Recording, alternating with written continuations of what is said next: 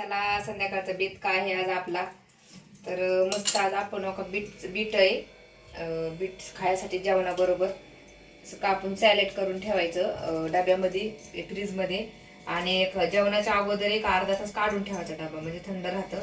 कसं रोज काटायला टाइम नसतं, म्हणजे असं एक कापून चकल्या करून ठेवायच्या. हे सॅलेड असं कापून ठेवते जेवायचे.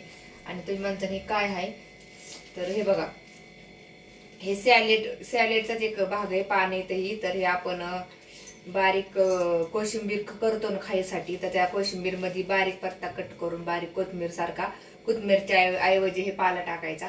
तर मस्त शरीरासाठी खूप चांगलं असते. याला सॅलेड काहीतरी म्हणतात. त्यांनी आणले तुमच्या दाजींनी. हे बघा कशी पान आहे त्याची, मस्त या छान वास येतो ह्याचा. आणि असे ठेवले. आता तर उद्या कोशिंबीर करते, ह्याच्यात टाकते. आणि आता हे बीट काढून घेते. छान अशी शेपूची भाजी केली आहे. स्वयंपाक झालाय. हे बघा, डाळ टाकून मुगाची शेपूची भाजी आणि छान अशा गरमागरम बाजरीच्या पापुद्रा आलेले भाकरे रपट्याच्या रपट. तर काही नाही दुसरे विशेष. हे कोणाकोणाला माहिती ह्या पानांचं नाव सॅलेड म्हणतात. सॅलेड म्हणजे मराठीत त्याला काय म्हणतात मला काही माहिती नाही.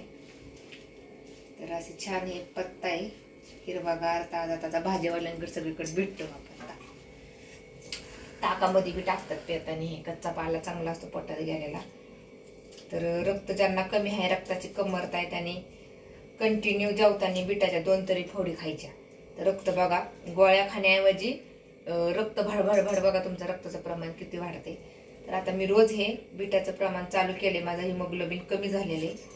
तर रोज हे 2 तरी फोडी मी जेवताना खाणार. गाजर आणि बीट तुम्ही बी असं खा. तर दाजी म्हणले रोज खायचं, चिरून ठेव मला म्हणलं.